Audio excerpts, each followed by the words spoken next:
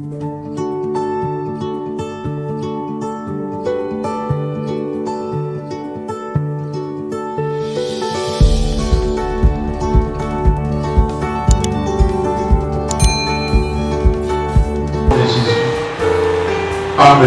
Amen. Merci beaucoup. Est-ce que nous pouvons acclamer très fort le nom de Dieu?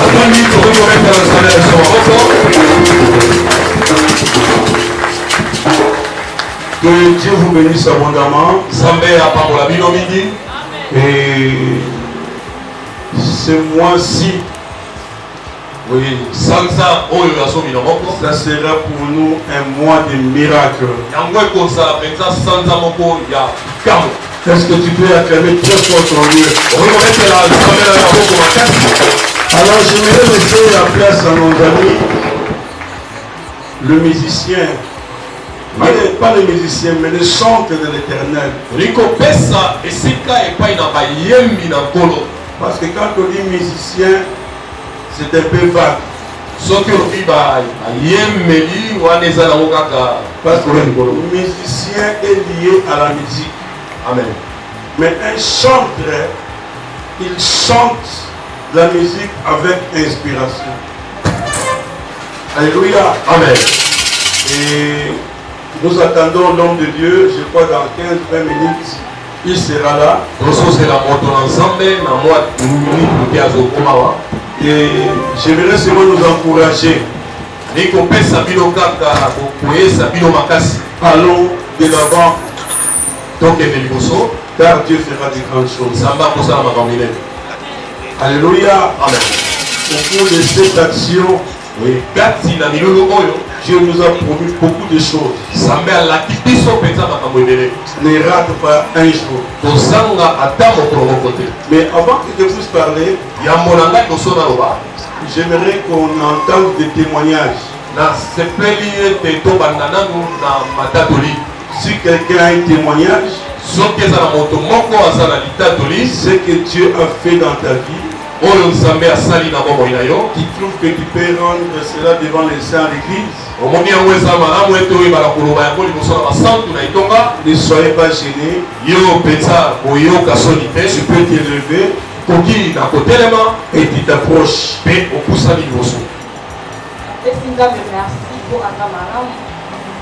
Elle parvient à l'instant. Il a qui dans le vendredi, il a qui a beaucoup de suivi, il a beaucoup de pasteurs, pas n'attendant nos cédas. Mais si on n'a pas n'attendant nos bien te beaucoup de la ponangai. À point de la ponangai, on a aussi la suivi en zone. On a aussi la bâtie 22 pour la prière. Donc c'est la bâtie 22 pour la prière. Alors oui, pas la faire. La suite na blanc embouteillage.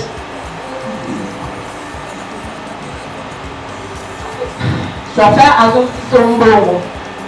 À son petit somboro, on a dit on a comme déjà la mapanga, la poussana, la comme la petite pour la joie, mutuka ya mola pour la magasin. Bandeko. Ndenge na kota ki na kata kalifo na ebakite. Na petit tour na bordi na le coloko na vision a tenu 4 pèses na ba même hôpital na ebakite. Donc on a fait ces hommes de merci. De belé pour quoi il na Californie ba bukali.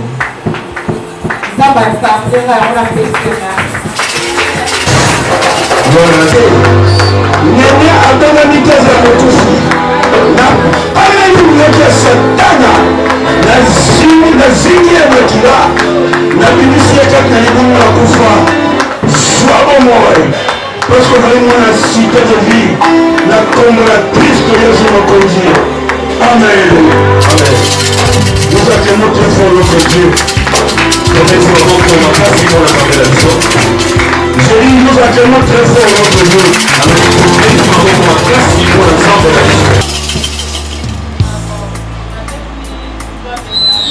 Navo betali solo Kitolo ya motema Ya moto ya lobotanga Bakomisanga esika nazalelo Bazosala nyonso bayeba Bazoluka nakoma esika naza lelo.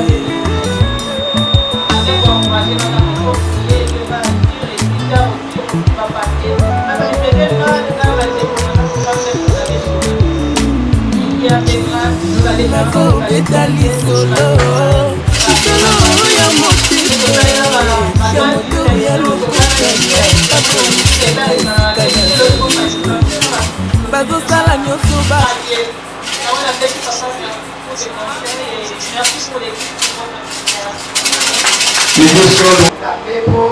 mois ya novembre ezalaki mois moko selon mois de ténèbre apogramaka ezala kufa kolela kati na libota na biso oyo ya grande sœur Majolie azopambola nzambe po le 5 novembre passé ezalaki mwana biso ya liboso ya libota koko ya liboso ya papa oleko akusaki mbula nango nazopambola nzambe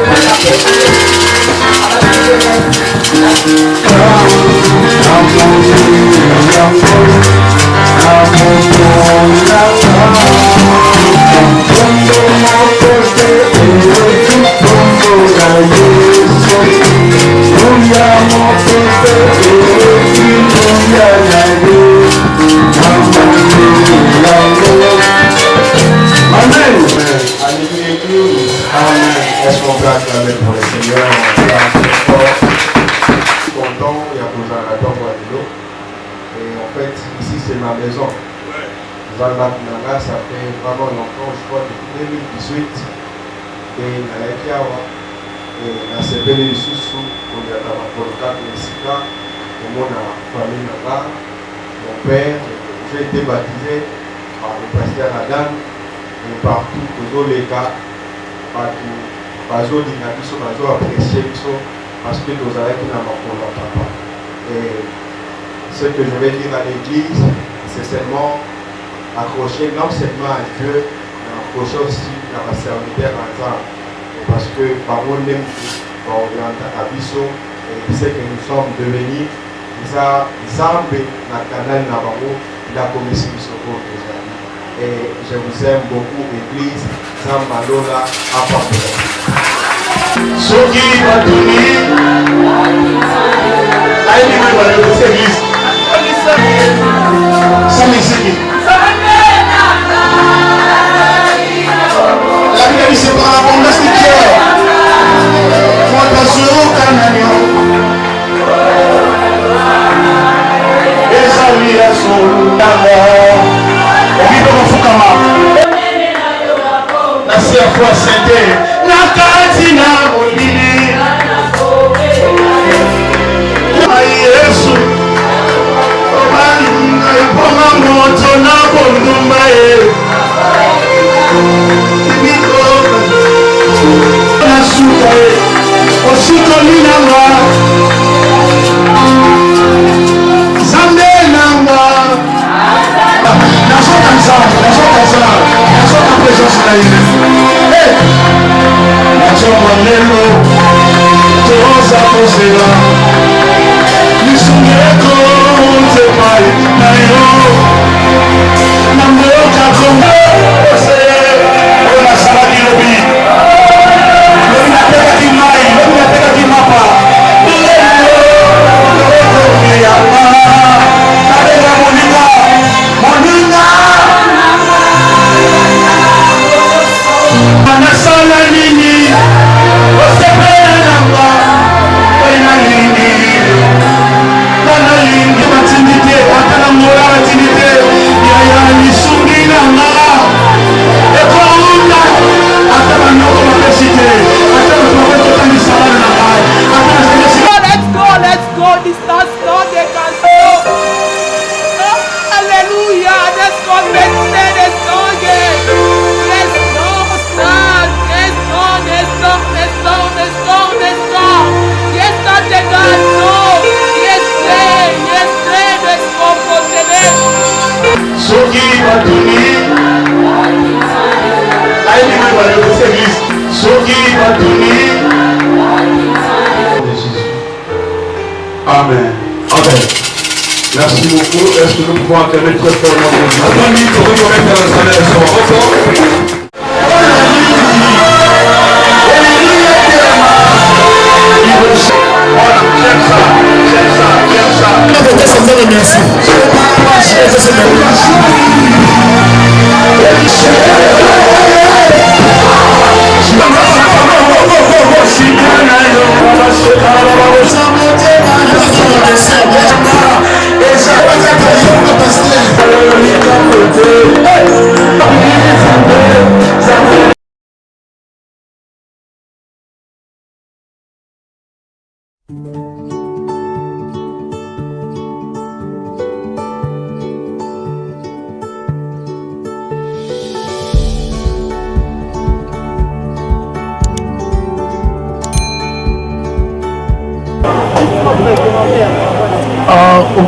moi je suis vraiment très content de l'occasion. C'est la bonne nouvelle, nous allons parler de la bonne nouvelle. Du royaume de Dieu, nous avons compris que les gens, ils sont en soif et j'ai vu la foi dans la vie des gens. Et ils étaient tous prêts à recevoir leur miracle. Donc en parlant, vous comprenez que les gens ont compris que Jésus a tout fait. Et il a tellement tout fait que nous n'avons rien à faire qui peut convaincre Dieu. Dieu est convaincu par le travail de Jésus. C'est lui l'homme qu'il faut. C'est lui qui a fait ce qui est fort. C'est lui qui a béni le travail. Donc tel que nous sommes là, nous jugeons d'une faveur extraordinaire. Il faut que le peuple de Dieu comprenne que sans Jésus, nous ne sommes rien. Sans Jésus, nous ne pouvons rien. Donc c'est ça. La bonne nouvelle, il est question de Jésus-Christ. Et la bonne nouvelle du royaume, c'est Dieu qui nous a dit. Et c'est l'évangile de la paix. Alors en évangile, nous parlons plus de ce que Jésus est venu faire. Nous montrons aux gens le travail, la course et tout ce que Jésus a fait. Donc les gens doivent comprendre qu'il y a un travail parfait. Tu vois, Dieu ne compte plus sur notre travail. Il compte sur le travail de Christ. Car si Dieu a réduit sa colère, et toute sa colère s'était rabattue sur Christ.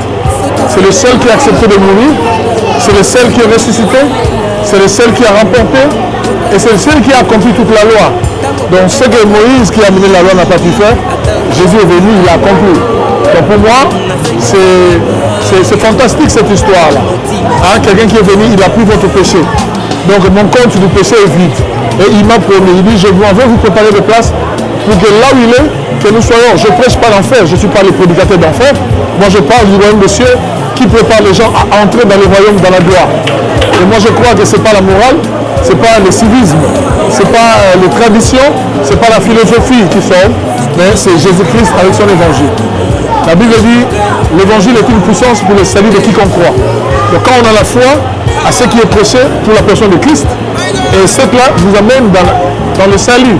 Le salut vient de sauver qui est sauvé. Donc ça veut dire tirer B. Donc quand on dit que quelqu'un est sauvé, il n'est plus le même. Et ce que Dieu a fait en nous, il nous a recréé en Christ. Et en Christ Jésus, nous jouissons de faveurs extraordinaires.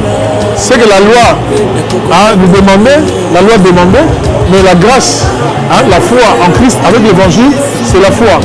Mais la loi, c'est dans la grâce. La loi nous a demandé des choses. La loi dit fais ça pour que tu reçoives ça. Mais Jésus-Christ est venu avec l'évangile, nous avons besoin de la foi pour obtenir. Donc il dit dans le livre d'Ésaïe, venez acheter chez moi sans argent. Donc je crois que le miracle, la guérison n'est plus à vendre.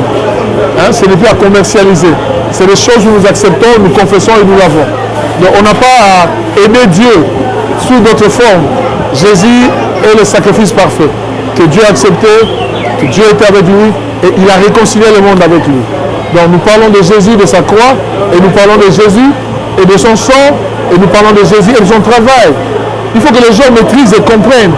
Jésus, c'est tout un enseignement, c'est toute une science qui a été organisée, qui a été prévue pour nous. Donc celui qui a Jésus ne doit pas continuer à vivre la même vie que la vie passée. La Bible dit, nous étions sans Dieu parce que Jésus n'était pas. Mais c'est Christ qui nous a réconciliés avec Dieu. Son sacrifice a fait qu'aujourd'hui, on nous appelle enfants de Dieu. La Bible dit dans Jean 3,16,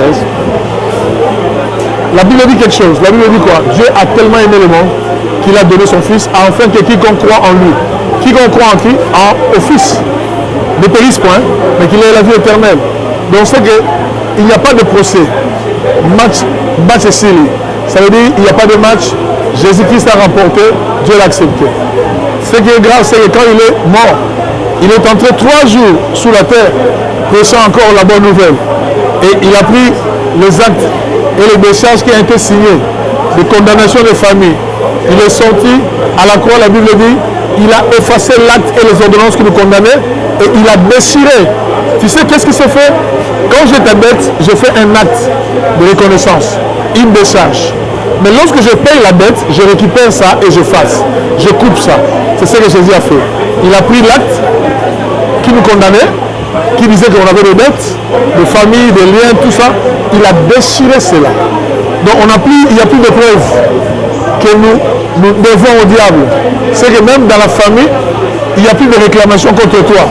Il peut y avoir des réclamations pour les autres, mais pas pour toi, parce que toi tu es en Christ, exempté de toutes les déclarations et des liens qui vous tirent. Donc Jésus a accompli un travail. Sinon, si nous continuons toujours à être dans le lien, alors le travail de Christ n'est pas complet. Or, le Christ a dit, tout est accompli. Tetelestai. Ça veut dire, it is finished. Everything is fulfilled.